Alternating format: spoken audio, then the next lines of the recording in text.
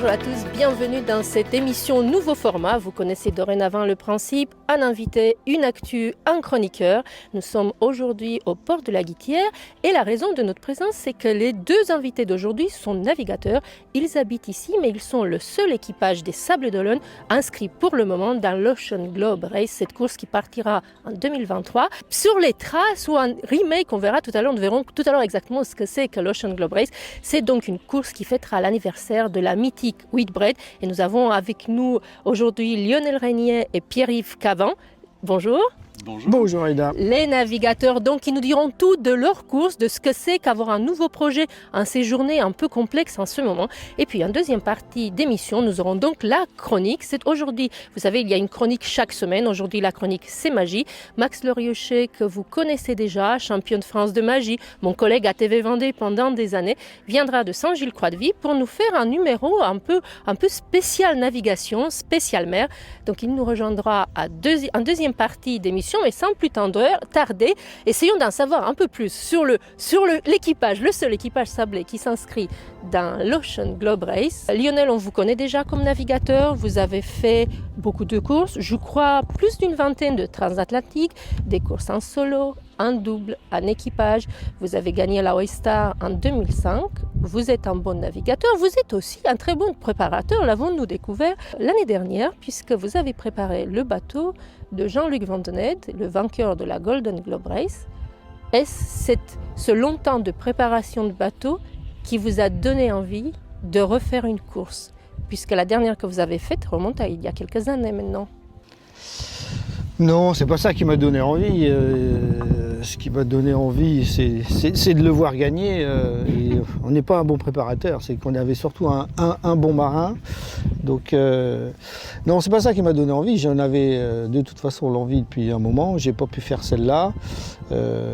Mais celle qui nous a inventé, là, notre ami Don, me paraît parfaite pour terminer le parcours, puisqu'il nous manquait le Tour du Monde.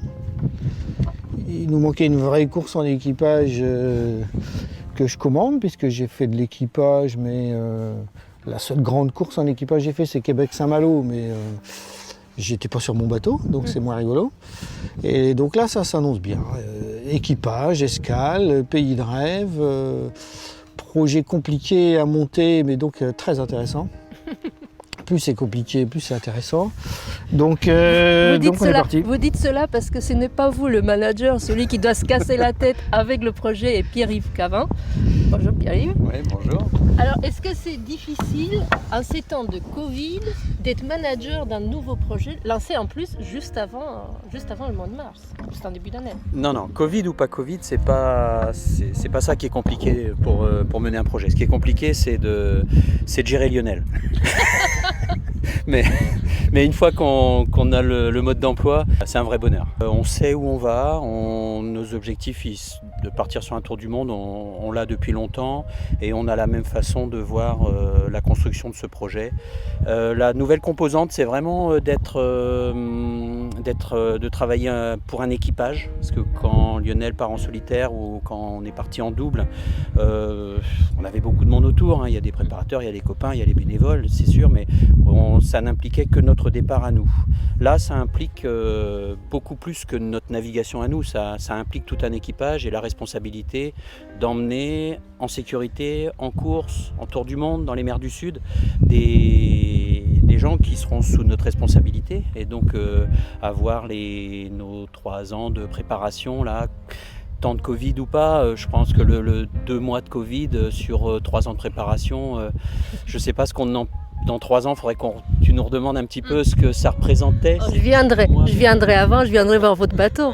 Mais je pense que on n'est pas du tout dans l'inquiétude d'être en Covid. On est sur un projet sur du long terme et on a continué à bosser pendant 2 mois sur des choses qu'on aurait peut-être fait plus tard. Donc on a profité de faire là, mais on a quand même bien avancé sur le projet.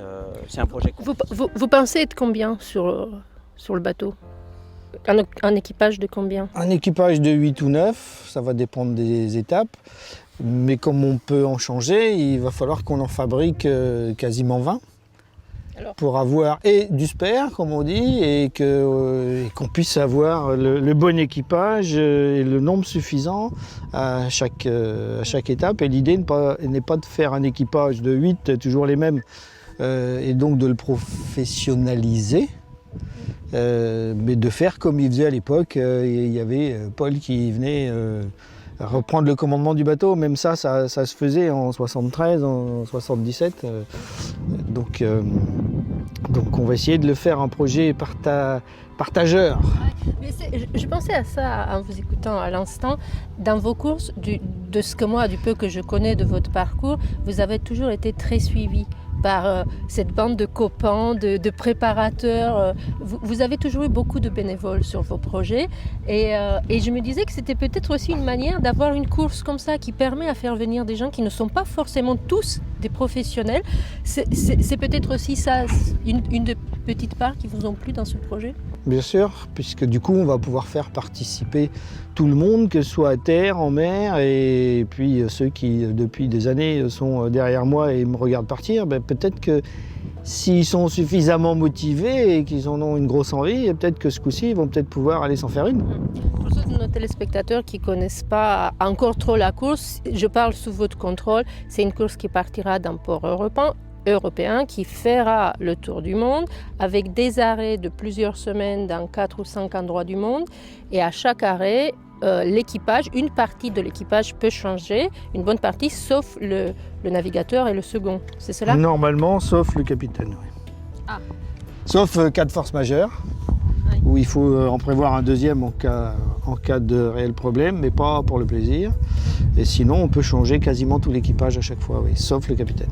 Et alors, qu'est-ce que, pour les gens comme moi qui ignorent un peu tout de la mer, c'est quoi cette Whitbread? Pourquoi depuis 50 ans, elle fait toujours légende, elle fait toujours parler?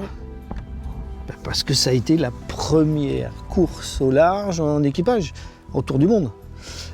C'est l'ancêtre de la Volvo, c'est celle de tous ceux qui ont fait le nom de la voile, hein, comme le Golden était l'ancêtre du Vendée Globe, celle-ci c'est l'ancêtre de la Volvo, c'est celle de Tabarly, de Perran, de Kersozon, la Mazou, ils étaient tous à l'époque. Ils ont inventé, non pas pendant cette course-là, mais pendant un boc, mais c'est toute l'équipe des solitaires d'après, ils ont démarré, ils étaient déjà là à cette époque-là. Et ça vous fait quoi, Pierre-Yves, de marcher finalement dans leurs traces, puisque vous le ferez?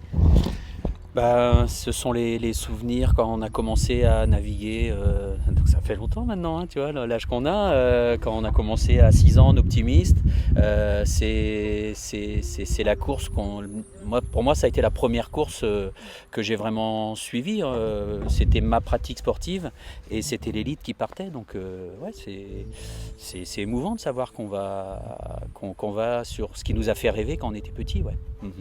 Moi, j'ai une question qui me taraude depuis que vous avez lancé votre projet. C'est une question de blonde, hein, depuis le mois de février. Alors, je sais qu'il faut avoir qui vous voulez sur le bateau avec 2 conditions obligatoires au départ, mises par le blonde et un jeune. Il faut un jeune de moins de 25 ans et il faut une fille sur le bateau. Avez-vous trouvé le jeune et la fille? Alors, on va bien. On a que l'embarras du choix. On va C'est bien le plus loin problème. que ça dans la démarche que l'on suit, parce qu'on est là sur un projet où logiquement il faut un jeune minimum. Notre projet ne se construit pas comme ça. Ce qu'on fait depuis que Lionel navigue, c'est de la transmission au scolaire, la navigation de notre passion, la transmission de notre savoir-faire à bord pour que des jeunes apprennent à naviguer. C'est comme ça qu'on se construit notre projet et notre équipe, on le construit sur la transmission. Et on va même plus loin que ça, puisqu'on va dans vraiment l'échange intergénérationnel, puisque nous on sait naviguer, on peut le transmettre aux jeunes, donc on veut qu'ils naviguent avec nous et qu'ils soient à bord. Et nous on a beaucoup à apprendre des jeunes par leur formation, par ce qu'ils savent faire et que nous on ne sait pas faire. Et donc toute la construction de notre équipe se fait en ce moment sur les échanges de pratiques. Nous parlerons aussi dans la deuxième partie, parce qu'on approche de la fin de la première, des sponsors qui doivent quand même être une partie du challenge également. Mais une dernière question avant la pause. C'est pas facile pour vous, mais vous n'êtes pas obligé de faire des phrases. Ça peut être en 3 mots. Je vais vous demander une présentation croisée Comment toi, Lionel, tu me présenterais ton équipier que tu as choisi, ton second des managers, Pierre-Yves? En 3 mots ou en 2 phrases, quelles sont ses qualités, ses défauts peut-être, je ne sais pas. Quelles sont ses qualités? C'est un prof. Voilà, tu Donc, choisis. il est carré, c'est un prof travailleur. Non, quelles sont ses qualités? Sa plus grosse qualité, c'est qu'il comprend ce que je pense quasiment sans que je le dise. Et ça va être un gros avantage. Parce que comme je dis pas grand-chose, comme les vieux marins, et il comprend quasiment des fois avant que je le dise, donc c'est bien. On va pouvoir avancer. Je pense que c'est sa plus grosse qualité. Défaut... Il en a pas parce qu'il faut qu'il te trouve l'argent là. Le dis ouais. Défaut... j'en trouve rien d'ici la fin. pas. Sûrement. Avant que je quitte l'émission. Ou alors tu le dis maintenant, et du coup je peux quitter l'émission. Voilà, Ah oui, parce que nous devons te libérer, Oui, je c'est crois, ça. juste Oui, avant. oui, oui. La même chose, la même question pour toi. Pourquoi as-tu accepté de l'accompagner dans ce projet qui est merveilleux, mais qui est aussi lourd et des responsabilités? Pour l'argent, bien sûr. Moi je vais commencer direct par son défaut, puisque c'est de ça qu'il Moi, faut j'en ai parler un. maintenant. Son plus grand défaut, c'est d'être mon pote, quoi. Hein. Merci beaucoup à tous les deux. On vous libère, je crois, Pierre-Yves, parce que vous avez des obligations ensuite. Petit jingle magie, on se retrouve, enfin, ça devrait faire la pub, mais pour l'instant, nous n'en avons pas. On se retrouve tout de suite après avec Max Le Riochet pour le petit numéro magie. Et puis, nous parlerons aussi sponsor. Et puis, nous essaierons de faire un mini questionnaire de Proust à Lionel. Et je pense que ça va être drôle. À tout de suite.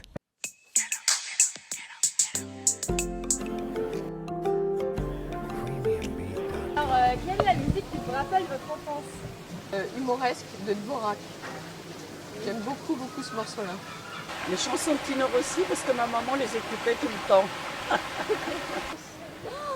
Mon Dieu, je crois que c'est Madonna. J'ai grandi avec Madonna. Ouais, Michael Jackson. Et Madonna. Tu fais la chorégraphie. CDC, qui me rappelle mon enfance. Mes parents écoutaient Brel et Trenet et Brassens. My Life is a Party. Je crois que c'était True Blue, Baby I Love You. Vous êtes trop jeune pour connaître ça. Mon père était polonais, donc il écoutait beaucoup de chansons polonaises que je comprenais pas tout, mais j'aimais bien le style de musique comme ça. Alors c'est qui? C'est Led Zeppelin, je crois. T'écoutais quoi, toi? Moi, je sais. Toi, tu sais ce Moi, que je sais t'écoutais, ce que toi, toi? t'écoutais quand j'étais jeune. Donc, Alors moi, là, c'est compliqué, ça. Je sais pas trop. Je suis réfléchi à ça. mon père écoutait beaucoup de blues. Et c'est moi, son père. Et quelle était la musique sur vous? Ça a de calmer, un calme, une détente totale, de m'isoler, de pouvoir m'isoler, d'être sur une autre planète et d'être tranquille, tout simplement. Ça te permet de dégager ce qu'on a envie de dégager, de faire passer des émotions. Coco, ça te rend joyeuse, triste? Ça dépend de la musique. La musique en général, quand je l'aime bien, elle me met de bonne humeur, mais il n'y a pas une musique en particulier. Et la musique en général, ça procure de la joie, mais après, bon, ben, ça dépend. Ça dépend du style, ça dépend du moment, ça dépend de mon humeur. Mais ça peut parfois m'énerver, ça peut me rendre joyeux, ça peut me rendre triste, ça peut être beaucoup de choses. Hein. Ça touche le cœur et l'âme. En fin de compte, je trouve ça, enfin, moi j'aime la musique classique plutôt calme et ça, pour l'intériorité, je trouve ça extraordinaire. Donc j'aime beaucoup ça. Et toi? Moi j'aime bien parce que ça met de l'ambiance dans la famille. Pendant le confinement, on a écouté la musique. Quelle est ta musique préférée du moment? Three Little Birds de Bob Marley. Alors, en ce moment, je préfère que ce soit ma fille qui réponde. Quelle est ta musique? Qu'est-ce que t'aimes bien? Moi j'aime bien la musique qui s'appelle Memories. En ce moment, Maman d'or d'Esprit Noir et Alonso.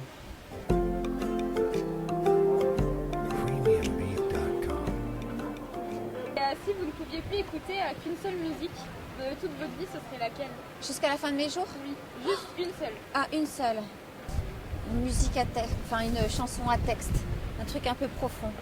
Je suis pas très brève, je suis plutôt Serge Gainsbourg, moi. Bon alors on démissionne, on parle là. Deuxième partie de cette émission consacrée à la navigation aujourd'hui. Nous sommes avec Lionel Régnier qui prépare un équipage pour faire la prochaine Ocean Globe Race, un remake de la mythique Whitbread qui partira en 2023. Il nous en dira un petit peu plus de son projet tout à l'heure. Mais d'abord, je vous l'avais promis, magie d'abord. Vous avez chaque semaine, nous avons une chronique cinéma, une chronique musique, une chronique livre, une chronique actu et puis une chronique météo. Et puis, de temps en temps, il y aura une chronique magie pour laquelle Max Loriochet nous fait l'amitié d'être avec nous. Alors Max est champion de France de magie, mon collègue, je le disais tout à l'heure à TV Vendée pendant longtemps. Il est surtout le directeur de la Magic Boat à le plus petit cabaret de Vendée. Son cabaret est sur son bateau. Parce qu'aujourd'hui, comme je vous ai dit, le thème étant la navigation, même le magicien est navigateur. Bonjour Max. Bonjour, ça va? Oh bah je vois que tout se passe bien, dis donc. Oui, nous sommes au Vivier de la Guittière, j'espère que François nous rejoindra tout à l'heure. Ouais. Et nous sommes gâtés en effet. Il fait bon vivre, hein, c'est vrai que c'est sympa. Tiens, Tu aurais presque pu venir en bateau. J'ai hésité, mais la mer est trop basse. Ah oui. La mer est trop basse, mais j'y ai pensé fortement, oui. Alors ça va, tout s'est bien passé? Tout s'est bien passé. Ah oui, ça a l'air en tout cas. Tiens, je vous ai ramené une prédiction. C'est une petite prédiction qu'on verra à la fin de cette partie-là. Hein. Je la pose ici, sans voir la pas. En fait, c'est une prédiction. Dedans, il y a des dames. Ah, 4 dames. Qui nous disent qu'il va faire beau. Ah bah, elles se sont pas trompées. Elles ne se sont pas trompées. Bon, et là, je vous ai ramené un boot. Hein, c'est important, un boot sur un bateau. Ah oui, ça sert toujours. Alors, un boot, il faut savoir, il y a 2 bouts. Non, restez même moi, assis. je le savais ça. Assis. Non, mais même moi, je le savais ça. Oui, c'est vrai. Et je crois que tu sais faire un nœud de chaise. Aussi. Tu t'en souviens? Non, j'ai oublié, mais j'ai appris il y a 2 ans. T'as oublié, mais enfin. Faudra m'apprendre. Donc voilà, alors un bout ici, c'est le bout A. Bon, il sent rien du tout, alors que le bout B, lui, bon, ne sent rien non plus. Enfin, peu importe. De toute façon, ce qui compte, c'est qu'il y a 2 bouts, d'accord? Par contre, un seul milieu. Et là, regardez. Hop. Un bout à 3 bouts. Ça va? Ouais, on l'a perdu. Il y croit pas. Non, je crois qu'il y croit le pire pas.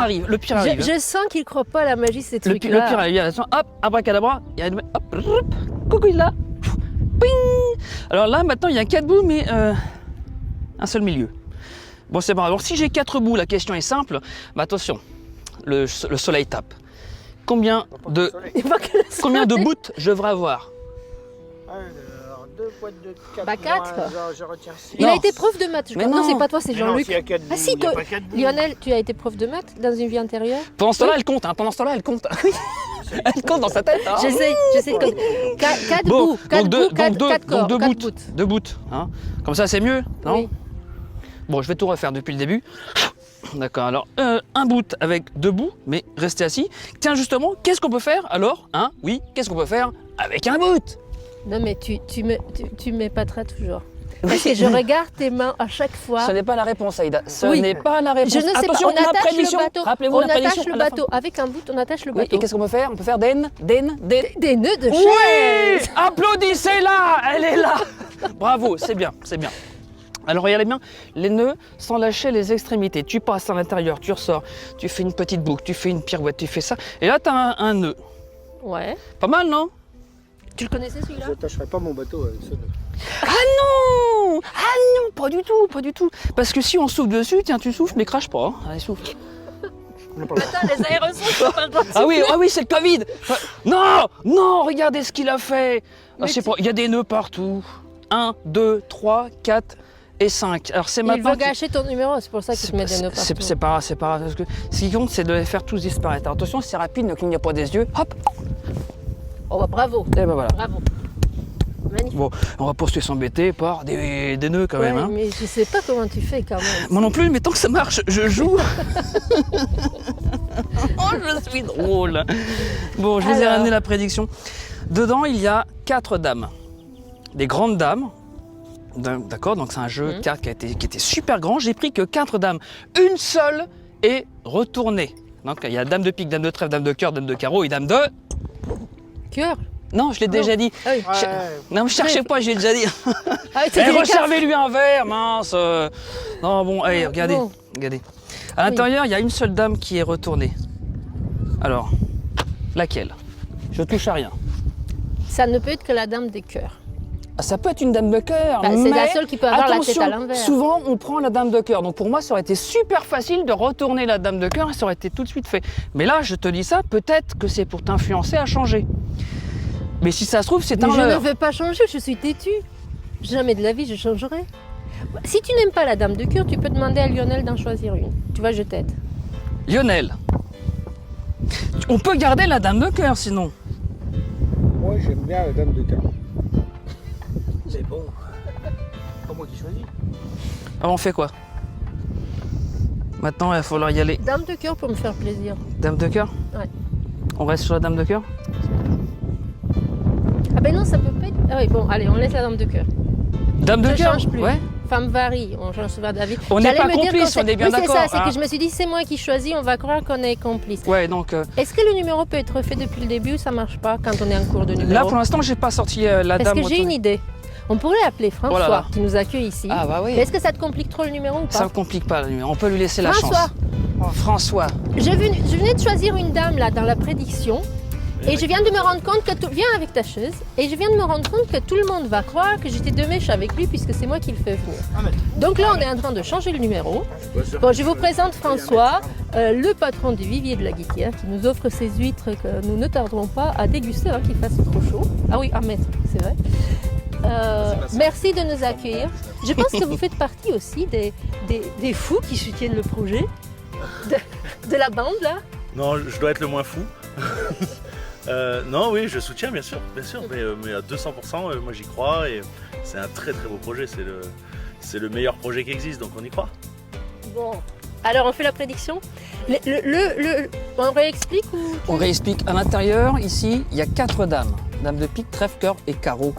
Il y a une seule dame qui est à l'envers. Laquelle? Attention, après on va croire que je suis complice avec lui. Non, il faut quelqu'un d'autre. Non, mais lui, on vient juste de le croiser, c'est pas C'est pareil. vrai, c'est vrai. Et puis on veut te compliquer le numéro. Parce Alors, que... pique, trèfle, cœur ou carreau. Vous le dire? Ouais. Vous l'avez déjà dit? Oui, mais on a changé d'avis. Personne va nous croire.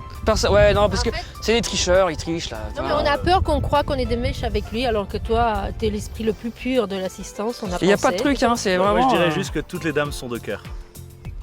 Ah non, bah non, parce que là, c'est moi qui suis le tricheur, là. Non, il y a vraiment pique, trèfle, cœur et carreau. Du coup, tu dis que c'est pas cœur en fait. Il n'y en a qu'une seule qui est retournée dans les cartes. Dans les cartes 4. Dans les 4 cartes. C'est très difficile à dire. Donc il faut que je change. Non, tu choisis. Non, tu me dis une dame. Moi je dis que c'est la dame de cœur qui est retournée. La dame de cœur? Oui. On change pas, là. On change pas finalement. À l'intérieur, ici, il a 4 dames, d'accord? Et la seule qui est retournée, c'est la dame de cœur. Eh ben bravo. Je sais pas si on voit bien la caméra. Si, bravo. Avant que tout s'envole. Eh bien écoutez, c'était formidable. Et en plus, je savais qu'il n'allait pas changer parce que la dame de cœur, c'est la seule qui a un dos rouge. Allez, écoutez, ça a quand même super marché, on est bien content. Merci beaucoup. Est-ce que tu Le reviens vent se lève. dans 3 semaines, je crois? Oui, avec grand plaisir. Ah super. Avec grand plaisir parce que je reste en France pour l'instant. Et puis tu sais quoi, quand nous aurons droit à moins d'1 mètre, peut-être qu'on viendra sur ton bateau. Ah mais voir venez, comment ça se passe. venez avec grand plaisir. Ouais, franchement. Merci Max. Je suis pas très loin d'ici. Merci, À Max. bientôt, c'était super. Ça vraiment bien. Hein. Super tes huîtres, vraiment Et sympa. quand je reviens, je te file tous mes bouts. Ouais, je veux bien aussi. Ouais. Tu m'en fais 6, quoi, c'est ça. Mais carrément. Bon tu vois, on a bien. Allez, à bientôt, merci. Hein. Ciao. Alors, pas facile de se concentrer sur les questions un peu sérieuses. Alors, On va j'en ai faire 2. notre regard sérieux. C'est bientôt la fin. Faites-le sérieux parce que je pense que ce sont 2 questions qui doivent vous embêter un peu. Ah, je ne sais pas. La première, avez-vous un bateau? La deuxième, avez-vous un sponsor? Alors, avons-nous un bateau? Non, pas encore. Mais on s'en rapproche de plus en plus. On l'a trouvé. Vous étiez déjà dans laquelle? Je crois que la Ocean Globe Race a 3 catégories. Vous voulez concourir dans laquelle? Eh bien, on voudrait concourir dans celle qui est des anciens bateaux de course, Ceux qui ont fait la Whitbread, ce type-là. par exemple. Donc on l'a trouvé. Il ne nous reste plus qu'à finaliser l'affaire, c'est en cours. Donc on ne peut pas trop en parler aujourd'hui, mais on reviendra avec grand plaisir dans quelques semaines. On a trouvé notre bateau, oui. C'est super. Super, c'est une très bonne nouvelle. Est-ce que je posais tout à l'heure un peu la question en rigolant, mais c'est peut-être une question quand même. Est-ce qu'il est compliqué de se lancer dans la recherche des sponsors en cette période où les entreprises ne savent pas trop où elles vont?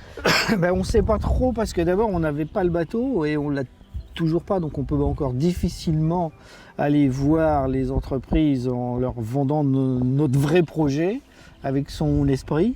Donc on est en train de le fabriquer, ça tombe bien, on va arriver au bon moment. Mais on a notre premier sponsor, oui, qui s'est engagé sur les 4 ans. C'est pas un énorme, mais on attend justement de pouvoir annoncer le bateau en même temps que lui. Mais il est là depuis un mois, ouais. On peut voir déjà dorénavant, je crois, sur votre page, vous avez une page Facebook, on peut suivre un peu les informations au jour le jour. Oui, on a une page OGR Facebook, on a tout ce qu'il faut. Là, les jeunes, ils sont au boulot à fond là dans l'équipe, donc l'Instagram, le Facebook, etc. Et le site internet est en fabrication. Il est presque fini. On attend de pouvoir annoncer le bateau, de faire l'annonce du premier partenaire et on garde évidemment nos anciens qui étaient là avec moi avant, au moins pour le début. Après, chacun suivra ou ne suivra pas la barque, mais ça se présente pas mal du tout. Écoutez, bon vent. Allez, 3 dernières questions et une pour François, puisque vous êtes avec nous pendant que je mangerai une huître. Je vous laisse réfléchir à une question que vous lui poserez. Moi, je fais une question, vous une question. Après, moi, je fais les 2 dernières. Ma question, je l'ai oubliée. Si, quel est le marin qui vous inspire le plus, d'aujourd'hui ou d'autrefois? D'aujourd'hui ou d'autrefois D'autrefois, c'est Tabarly. D'aujourd'hui, c'est Jean-Luc, VDH. Et puis, j'ai aussi un grand faible pour notre ami Loïc Perron. Donc, j'aime bien les grandes goules qui parlent peu, mais juste, quoi. Ça ne me surprend pas d'entendre ça. Je vois François qui sourit. Est-ce que vous avez la question, François? Ou pas encore la vôtre? Non, pas encore. Est-ce que... je l'ai perdue, moi j'en avais une à l'instant. Oui, je me suis posé la question parce que je regardais un petit peu votre parcours. Vous étiez prof de maths. Je pense que vous n'avez pas commencé la navigation très très jeune. Vous avez eu le déclic un peu plus tard. Est-ce qu'il y a eu un événement ou c'est juste le fait de vivre ici, en bord de mer? Non, la navigation, je suis tombé dans un optimisme, j'avais 10 ans. Donc mes informations sont comme souvent celles de journalistes, fausses. Donc après la course, oui, je suis venu tard, mais la navigation, j'ai démarré plus tôt que ça. 10 ans, j'étais moniteur de voile à 17 ans, donc je faisais du bateau depuis tout petit. Et la course, la vraie course au large, j'ai démarré il y a 21 ans. Pour mes 40 ans, en mini. Ah, et pour les 60, l'OGR, c'est pas mal. Pour les 60, c'est pas les 60 c'est, hein, Dernière chance de poser une question, François. Ah. Moi j'en ai une parce que pour moi la voile c'est solitaire. Et pourquoi en équipe? Pourquoi en équipage? C'est aussi excitant de le faire en solitaire. Pourquoi en équipe? Parce qu'en solitaire j'en ai fait pas mal et puis il faut partager. Et l'équipage, non, la voile c'est pas du solitaire. C'est du solitaire, c'est du double ou de l'équipage. Il y a les trois formules et elles ont toutes leurs avantages, leurs inconvénients, leurs trucs sympas. C'est compliqué de faire marcher un bateau en équipage, mais ça permet aussi de le faire marcher vite et de faire des choses qu'on ferait pas qu'on peut pas faire quand on est tout seul, qu'on peut pas faire quand on est deux. Non, il n'y a pas de... Moi j'aime les trois. J'ai pas de préférence. Et les courses intéressantes jusque-là, c'était des courses en double ou en solitaire, donc c'est aussi pour ça. Et c'est aussi comme ça qu'on apprend, hein. C'est-à-dire que quand tu sais faire tout seul, il n'y en a pas un des 6 qui sont à bord qui peut te dire tu sais pas le faire, quoi. Parce que de toute façon, tu l'as fait. Bonne question, vous avez eu la plus longue réponse, François. Merci. Quelle serait votre plus grande peur? De ne pas avoir la santé avant la fin de ce projet. Donc l'idée c'est de garder la bonne santé telle qu'on l'a en ce moment tous pour pouvoir aller jusqu'à la fin. C'est le seul truc qui peut nous arrêter, hein, c'est ça. Et on votre a plus vu grand bonheur? qu'il ne faut pas grand-chose. Hein. Ouais, on l'a vu ces derniers mois, exactement. Donc on va en profiter. Et votre plus grand bonheur? Et ben d'y arriver puis d'avoir envie de recommencer. Merci beaucoup Lionel, merci d'avoir été avec nous aujourd'hui, merci pour l'accueil François. Merci à vous d'être resté jusqu'à la fin de cette émission. À la semaine prochaine, je l'espère. Merci surtout à Franck, parce que si aujourd'hui les images étaient belles, si elles ne bougeaient pas et s'il y avait du son, c'est surtout grâce à Franck. Merci infiniment, à la semaine prochaine. Et au lieu. Et merci au lieu, évidemment. Bip, bip.